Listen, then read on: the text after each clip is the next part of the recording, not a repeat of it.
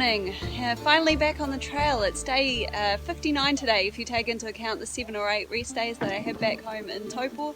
Got my lovely new sun hat today, and today we are heading out onto the Whanganui River. It's going to take us about 5 days to get down to Whanganui from here at Whakahoro, which is where we shuttled out to today with the Taumarunui canoe hire company, and it's going to be an interesting few days. We had our briefing this morning. I'm going to be relying on the experience of Dad, who's going to be our captain in the back of the boat for at least today. It's New Year's Day today. Happy New Year everybody. Nice to finally be into 2020, a brand new decade, and today we're excited to be getting out onto the river.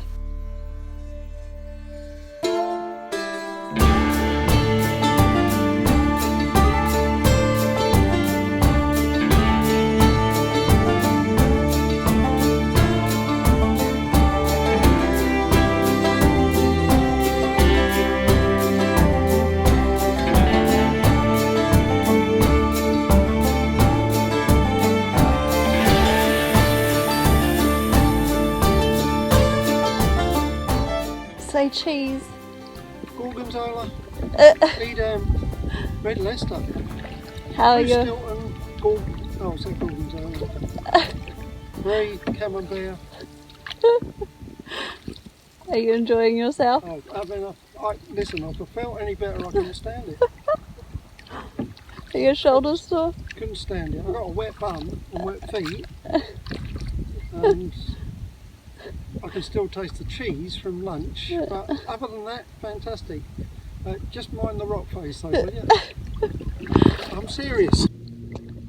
So we are at the end of day 1 on the river, and we made it without tipping out of our boat, which is absolutely fantastic for today. So today, our first day on the river was about 5 hours, and that was from Whakahoro, where we got dropped off by Roy of the Taumarunui Canoe Hire Company. And we have canoed through to Ohoora campsite this afternoon, or this evening, and that is a dock campsite. It's a beautiful little place actually. In fact, it's very shaded from the sun, which was really nice. We did stop for lunch today at another one of the dock campsites between Whakahoro and this campsite tonight. All of these dock campsites seem to have shelters to cook under if it's raining, and also toilets. They're not the best toilets in the world, but they are toilets. And the only thing with that first campsite today was that it took us a little while to get up to it, because it was a little bit of a muddy track to get to it, and it wasn't easy to pull the boats up there and actually get out of the boats onto the grassy plateau. So after our 5.5 hour day today, tomorrow we have a 6 or 7 hour day, I think it is, through to a little private campsite which is right by the Pihanga marae. It has a specific name, but I'm not quite sure what that name is because it's not on any of our paperwork. So once we've been there and we find out, I'll make sure to leave a little link in the description down below. But it looks like it's going to be a fantastic place, and it does have showers as far as I'm aware, and also I think flushing toilets, so that will be really nice too. So we didn't tip out at all today, but we do have to get straight out and over these rapids behind me tomorrow morning. The rapids have been very interesting actually, a lot easier so far than I was thinking, but I have been sitting in the front of the canoe and Dad has been steering and basically captaining from the back, and I think that is a lot more work.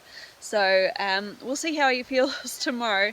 Today my arms are pretty sore, and it was a long day on the river, so we're just basically building up to day 3 at the moment, which is going to be our longest day. It's going to be about 9 hours on the river on day 3, which we're not really looking forward to, but really happy to be back on trail, having a great first day of this brand new year. It doesn't really get much better than this. I put it in there so they can.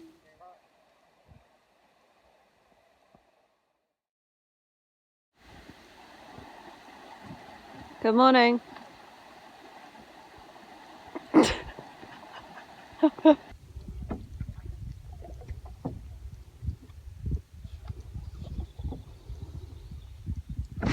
Good morning everyone. What are you doing? Can't take him anywhere. Are you finished? Okay. It's day 59 today, And today we're going from Oho Ora campsite to a private campsite by Te Kainga, which again I still don't know the name of. But on the way today we have the bridge to nowhere. Yay! So we're gonna nowhere. So we're gonna go and have about an hour's worth of walking out to the bridge, have a look at that, see what that's all about. And from there it's only about 2 hours to our camp tonight. So we've got lots of little stops along the way. It's quite a long day, about 6 or 7 hours. But the sun is not shining yet, so it's perfect.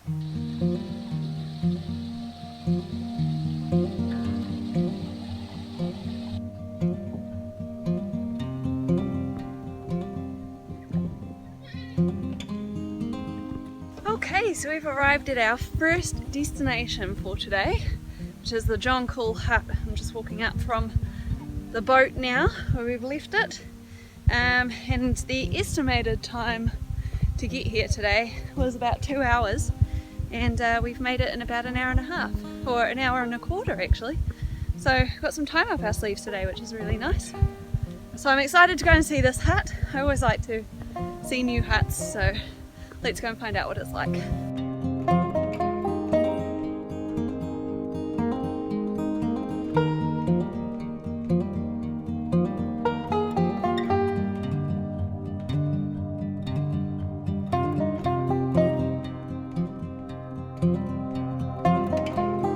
So we're pushing on now to MANGAWAITI campsite, where we're going to go and have lunch, and then after that we're heading to the MANGAPURUA landing, which is where we will start our walk to the bridge to nowhere. She's not even paddling.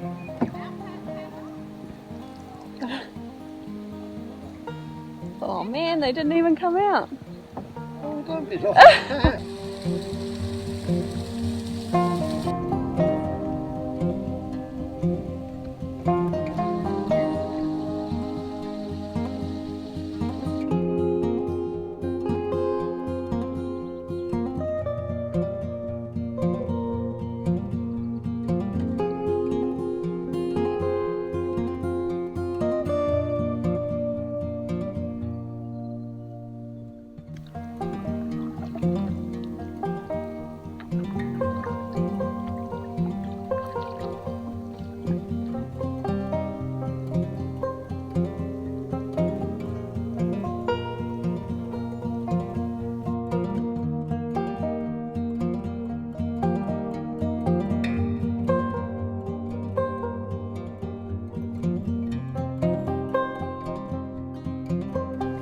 Point to where we're going?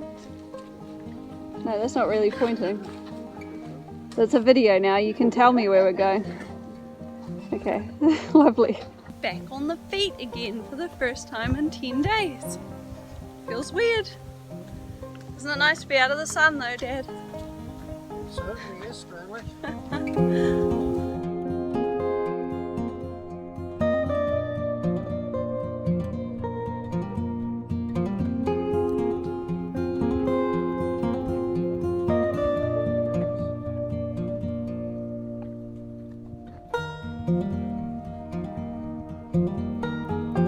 So thankfully, nice and true to form, the bridge to nowhere was actually 40 minutes walk from MANGAPURUA landing, and a really nice walk too as well. We were looking for an opportunity to get out of the blisteringly hot sunshine, and this is all through lovely native bush, so it's really well shaded.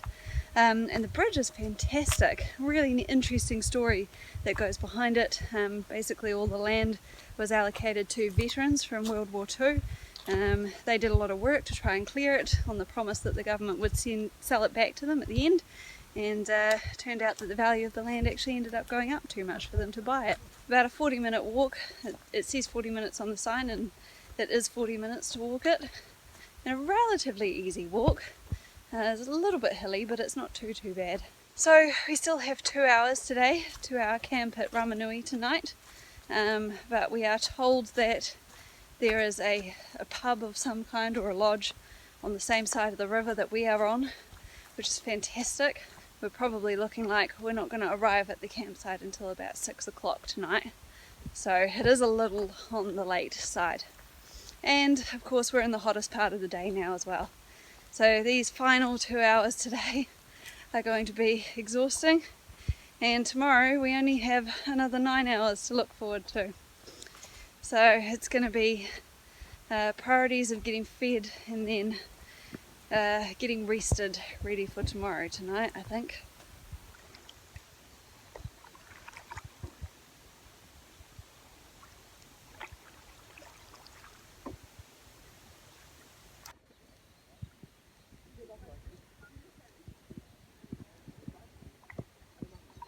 Just looking for our camp. There's 3 different spaces around here. We've got Te Kainga on the left, our campsite I think is on the right here, and then the lodge, which is slightly further on the right.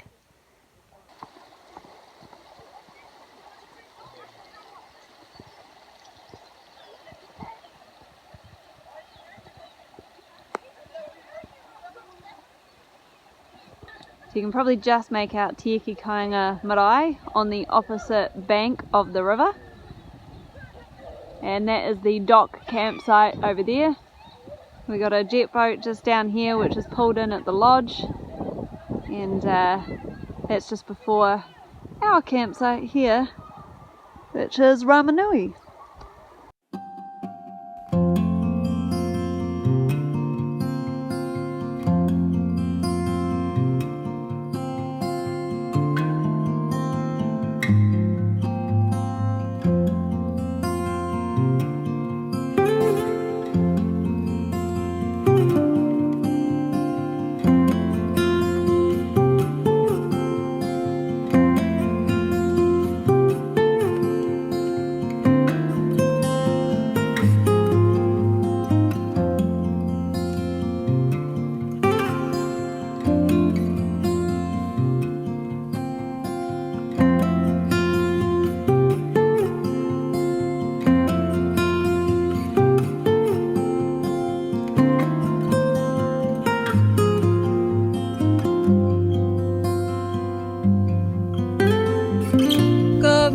Everyone, today is day 60 I believe, and today we are canoeing from our campsite last night at Ramanui through to hopefully the Flying Fox tonight. It's going to be a long day for us.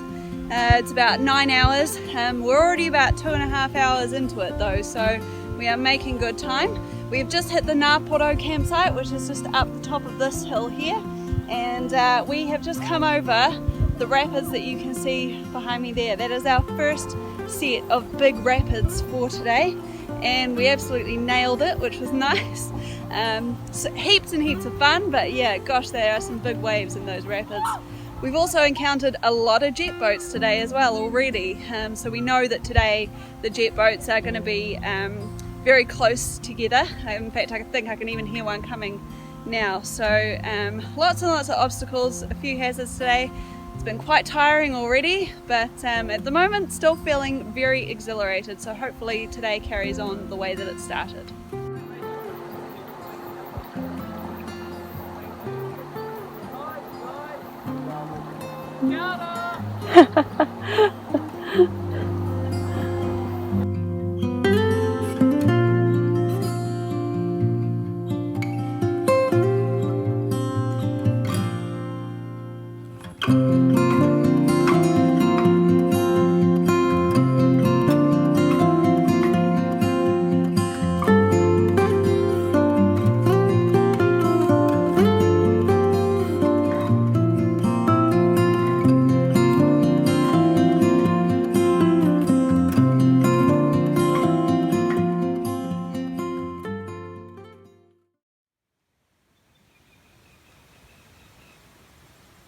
Well, it is day 60 something today, and it's actually the end of the day, not the beginning like you're used to. I have no idea what exact day it is. All I know is that it's day 4 on the river, and that we are here at Haupango Park tonight, and we are pushing into Whanganui tomorrow. It has been a mammoth day and a half, because a whole bunch of things have happened. So we started off yesterday morning relatively early actually. We got away in reasonably good time. Plenty of people on the river. There must have been 30 canoes pulled up at either Ramanui campsite or the Te Kāinga marae. So there's plenty of people setting off, and we managed to get ourselves in with a group leaving at about the same time, and we had 3 big rapids yesterday, all of which we absolutely aced. We got down the first one at NGAPORO really easy. The second one was the infamous 50-50, which we didn't even realise we'd hit until we were already through it. We actually managed to sort of get into the tail of a guide canoe. So the Maori guide who was taking 2 other people down, we basically just followed his line all the way through, which may or may not have been the right thing to do, but we got down it without tipping, so we were really happy with that. And then we also managed to get through the last rapid just before Pipariki boat ramp as well, which was nice. And then we sat there and we watched everybody else pull their boats out of the water while we had something to eat, knowing that we still had another 4 or 5 hours to go until the Flying Fox. And when we set off again, it was like typical Te Araroa trail. Everything had been very easy up until that point. We had 2.5 really quite good days, and then literally the second we pushed off from Pipariki, things got difficult. So the very first thing that happened was that we ended up paddling straight into the wind. So we were paddling into the wind for a good hour or so, absolutely exhausting ourselves. And then we came round the river to Jerusalem, which we were going to be bypassing anyway. But just past Jerusalem, there is a big rapid, and we obviously hit this rapid completely wrongly, and we came out of our canoe. We capsized it, and it was gutting, and it was really quite scary at the time.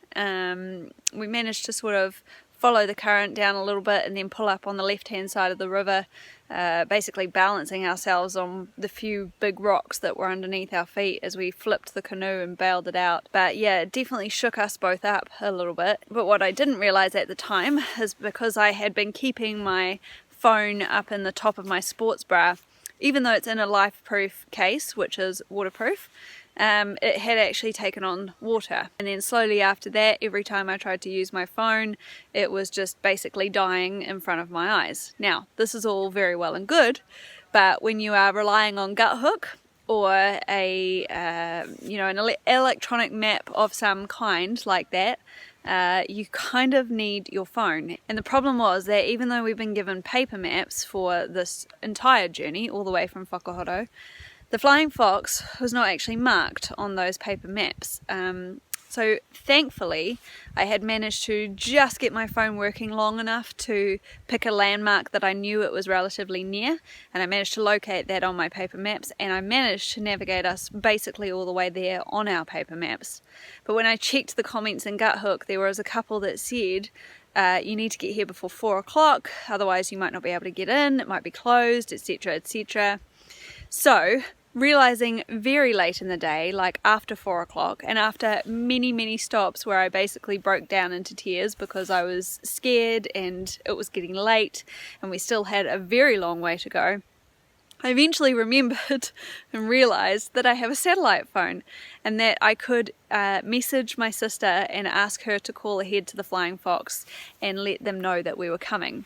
So our biggest concern at this point was that we had lost all of our maps, lost our navigation, and the Flying Fox had no idea that we were coming, and there was nobody else on the river at this point. So thankfully she did manage to ring ahead and let them know we were coming. She managed to send us a little bit of information back as well about landmarks and things that we could look for so that we didn't skim past it. We were a bit worried about that because we'd already managed to bypass 2 or 3 other potential stops. Everywhere down the Whanganui journey route there are beautiful big signs for all the campsites and things that you get to, but as soon as you get to Pipariki they all disappear. So you have to know where you're going, and yeah, I think it was just a big learning curve for us yesterday. So that took us to the end of yesterday. We got in at about 7 o'clock I think it was yesterday, so it was a very long day, about 11 hours on the water for us yesterday. And this morning we got up again relatively early, knowing that we had about 5 or 6 hours worth of paddling to do this morning. Luckily at the campsite last night we did actually run into some other TA hikers. There is a family here, so Mum mum, dad and their 2 kids, and also a solo kayaker who is with them, but basically followed them all the way down the river to the various stops. We went past Down's hut today, which was nice to just go and have a little bit of a look at, and then the wind started to become a massive problem again. Just before we got here to Haupango Park, there was sort of a big left-hand bend. We came around this bend and the wind just was howling towards us, and we've been dealing with it all day again, but in this particular thing it actually completely smashed into us sideways. We nearly went over again, but thankfully it just managed to flip the boat round, and we just had to sit on the side of the river facing upstream until it had passed, and then paddle like absolute crazy to get to a shingle bank. And basically we ended up just hopping out of the canoe and walking it around the beach just to the point opposite where the Haupango Park jetty is. So there's a really big jetty here, you can't miss it. And then we had to haul all of our 5 little barrels and our 1 big barrel up a massive hill to get here. That's why there is not any video or photos from about the last 12 hours or so, because I am currently reduced to trying to use Dad's phone instead. So unfortunately there's probably not going to be much footage from the rest of the journey until we get to Whanganui tomorrow. So I don't know what's going to happen when we get to Whanganui tomorrow, because obviously I'm now without a major form of navigation. So I'm just trying not to think about it. I'm going to get to Whanganui tomorrow and just see what the situation is. Maybe the data and the videos and things on my phone is rescuable. Maybe it's not. Maybe I decide I can drop the cache on a new phone. Maybe I don't. But I'm just leaving all those decisions until tomorrow. My biggest concern right now is getting into Whanganui tomorrow. It's about a 3.5 hour paddle. Probably straight into the wind. The tide will be with us, but who knows how bad it's going to be. So just get to Whanganui first, and then we start making some decisions from there.